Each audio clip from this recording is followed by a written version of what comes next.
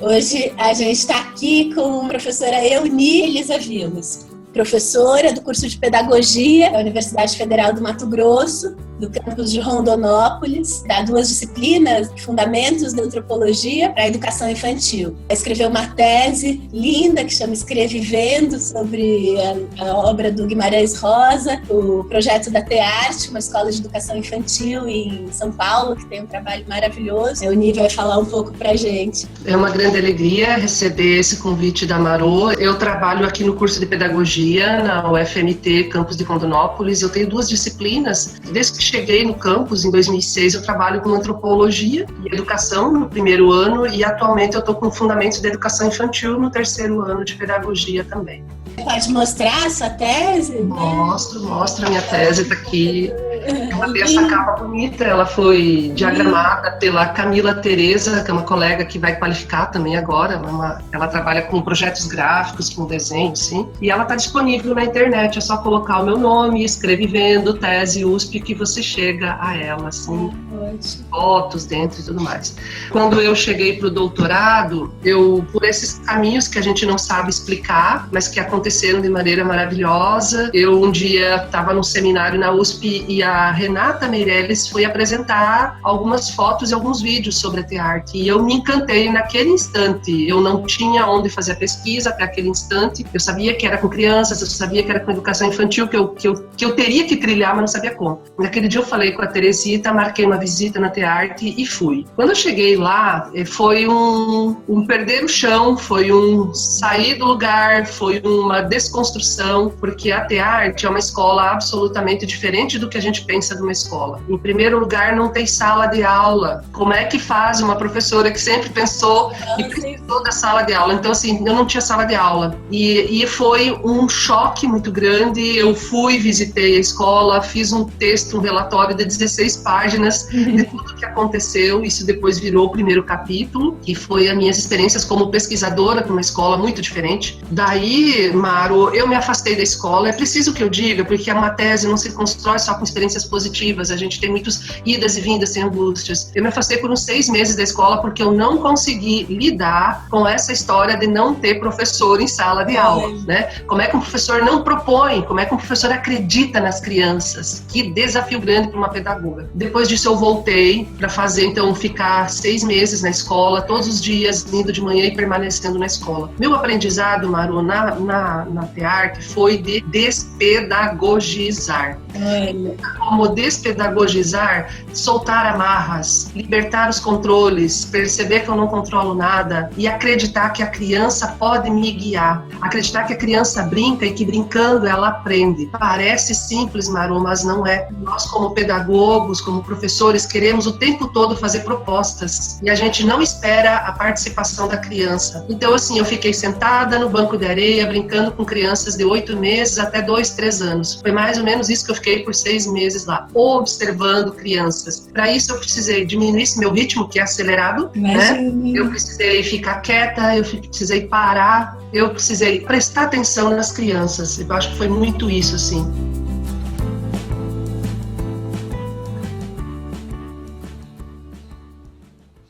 A ignorância total e absoluta de quem somos, por que estamos aqui, por que somos brasileiros. Ninguém sabe contar nada mais. É isso que está acontecendo. Estamos ficando sem nenhuma referência de nada. A criança precisa aprender isso.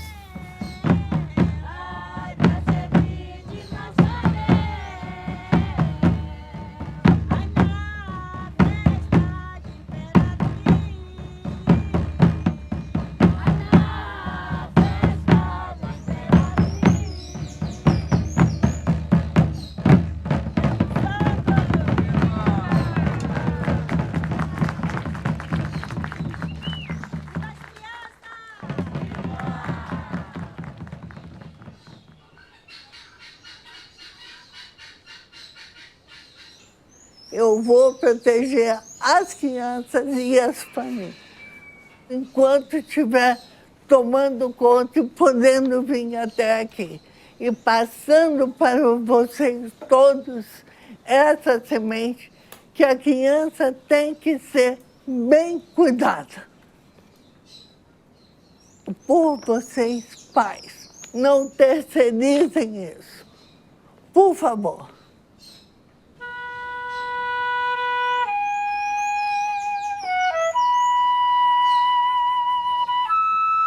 E aqui é o cordão umbilical. Ou a mãe larga ou não larga a criança. Ou confia ou não confia.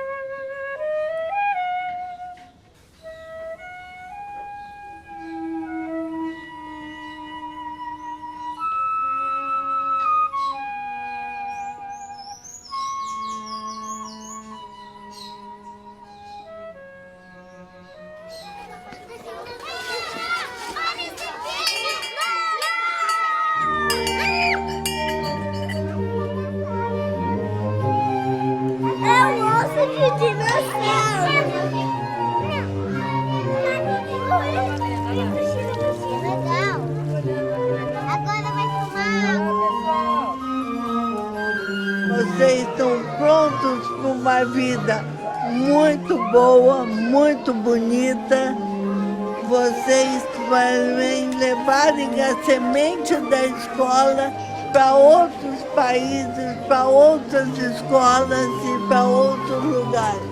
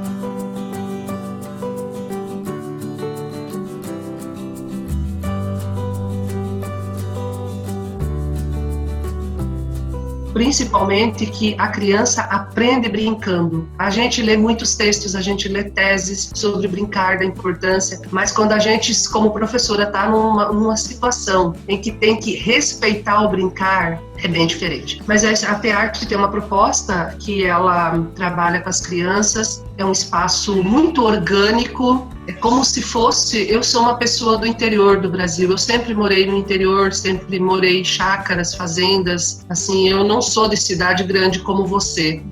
Então, assim, para mim é muito natural que as crianças brinquem na terra, que as crianças estejam junto das galinhas, mas isso para a grande maioria dos professores da cidade grande não é normal. Na Tearte tudo isso aconteceu. Quando eu cheguei na Tearte, ele lembrava em muito o quintal da minha avó materna. Então, a Tearte, ela tem um amplo espaço, assim, tem terra, ela não é toda cimentada, o cimento é o mínimo possível, as rampas necessárias para você ter acesso. As crianças brincam na terra, as crianças brincam com barro, as crianças sobem aclives, o terreno é irregular. A Teresita sempre diz, a vida não é plana.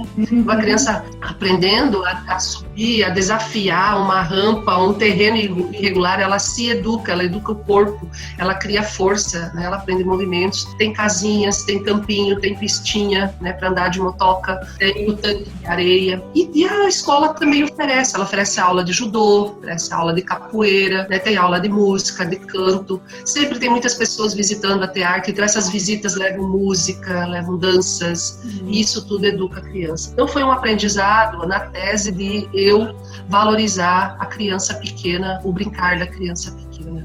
Aí há muitas potências Eu sempre amei a literatura, Maru. Eu não consigo me entender como ser humano sem um livro, né? Toda vez que eu vou sair, eu tenho que pegar um livro, assim, para me acompanhar. É um amor que eu não sei explicar. E aí, assim, eu fui fazer uma disciplina na FEFELESTE que era Guimarães Rosa e Clarice Lispector. Me encantei. Eu não conhecia Guimarães Rosa, exceto pelo Grande Sertão, que eu li em 1999, e ele ficou maturando, ele ficou me esperando nessas metáforas que eu uso, assim. Achava ele lindo, mas nunca tinha lido outro livro dele. Nessa disciplina, a partir dessa disciplina, eu li tudo que eu podia do Guimarães Rosa. Eu li toda a obra dele, li um pouco da Fortuna Crítica, que é imensa, ninguém dá conta de tudo. E eu percebi no Guimarães Rosa, Maru, que ele é um etnógrafo, e ele descrevia tudo, ele descrevia os ambientes, ele descrevia situações, os pequenos acontecimentos, ele dava uma potência para aquilo. O que eu fiz na tese? Aquele jeito de narrar do Guimarães Rosa, ele me penetrou, ele entrou em mim, e eu comecei a descrever o brincar dessa maneira, que aí pode ser lida como um pouco poética, talvez, não é? E aí, eu não usei muito, eu usei o suporte da fenomenologia do Gaston Bachelard, do Merleau-Ponty, mas, sobretudo, a epistemologia poética do Guimarães Rosa, que sustenta toda a minha descrição do brincar. Então, assim, eu acho que eu me repito muito nas descrições do brincar, mas são muito bonitas. Por exemplo, as situações em que uma criança permanece um longo tempo colocando pedrinhas dentro de uma garrafa, absolutamente concentrada, cuidando daquilo, fazendo com cuidado, não é? E ali ela estava no mundo todo dela, né? As crianças que às vezes disputavam um brinquedo, como é que era essa disputa, como é que era a interferência dos professores. Na Tearte, as crianças aprendem desde muito cedo duas grandes palavras: atitude e limite. Isso foi um aprendizado para mim, para minha vida, e eu uso até hoje. E vou usar, acho que sempre. O que é atitude, Maru? Eu estou brincando com você, nós somos crianças, e eu pego com violência um brinquedo seu. Nesse mesmo instante, a própria criança que se sentiu violentada, ou um adulto que viu isso, ele fala atitude, limite. E a pessoa que foi violentada, ela diz pra mim, que eu que peguei de você esse brinquedo, ela não gostei do que você fez. Daí ela me dá um limite. E aí eu tenho que fazer diferente. Daí eu não pego isso com violência, eu peço pra você me dá o brinquedo, é lógico, que essa negociação com as crianças não é uma coisa assim. Mas, por exemplo, uma criança não pode arrancar uma folha de uma planta à toa. O professor vê uma criança fazendo isso e fala, atitude, por que você tá arrancando essa planta? Mas se for pra brincar, se for pra fazer uma coisa assim, mas se for só por um ato de violência gratuito, professores dão limite. E as crianças entre si dão limite. É muito interessante perceber isso. Então, elas são crianças que eu acredito que elas se tornam muito individuadas, muito conscientes de si e conscientes do outro nessa atitude respeitosa. E era isso que eu observava na literatura do Guimarães Rosa, porque o Guimarães Rosa, quando ele descreve os tipos, aqueles tipos comuns, né? São vaqueiros, são prostitutas, são donas de casa, são homens comuns, não é? E ele descreve essas atitudes que a gente tem que ter no dia a dia, esses sentimentos que nos atravessam, que a gente não sabe o que fazer. Então, ler a literatura, para mim, é ampliar essa capacidade de perceber as nossas múltiplas dimensões de ser humano. E como lidar com isso? Como lidar com a tristeza, como lidar com a dor, como lidar com a morte, como lidar com a perda, como lidar com a violência. A novela Campo Geral, e eu tenho um capítulo sobre ele, que vai ser publicado daqui a uns dias, a história do Miguelim. Ele é uma criança, um menino muito querido, numa família muito pobre no interior de Minas. Então, assim, você me pergunta o que a literatura nos ensina. O Miguelim é um menino simples, um menino muito cuidadoso, ele conhece o nome de todos os animais que moram perto dele, mas o pai e a mãe dele brigam o tempo todo, e ele sente no coração. Teresita diz isso, a criança sabe ler o coração das pessoas, e sabe, Maru. É difícil pra gente, às vezes, porque eles nos leem mais do que a gente gostaria que eles nos lessem. Então, o Miguelim sente que a avó não gosta dele, sente que o pai não gosta dele. Isso faz com que ele tenha sentimentos negativos em relação a ele. Ele é um menino querido, mas de tanto ele apanhar, ele sofrer violência do pai dele, que o pai bate muito nele, ele se torna violento. Então, lendo a literatura, a gente aprende que a violência ela é construída. Então, se a violência é construída, uma cultura de paz, uma cultura de respeito também pode ser construída. E ela não é construída lá só nos grandes documentos, nas nações, nas políticas. Ela é construída na relação cotidiana. Isso eu aprendi muito na Tearte. As crianças respeitam os animais. Elas passam longos todo o tempo observando uma joaninha, tem que respeitar o coleguinha, se ele está brincando, não pode chegar com violência. Então, assim, são crianças que têm uma atitude diferenciada diante do mundo, não é? A TEART é uma escola que existe desde 1973, ela, portanto, há 43 anos, ela é dirigida, é uma escola particular, atualmente ela fica na Vila Gomes, no bairro Butantã, em São Paulo, muito próximo da USP. Ela atende, a Teresita sempre fala, são cerca de 80 crianças e suas famílias. Sim. Nunca se pensa uma criança na TEART sem estar junto o pai e a mãe, sejam eles, inclusive os pais podem ser homossexuais, que tem que ir lá, as duas mães ou os dois pais da criança, porque não se educa uma criança sem os pais. Não.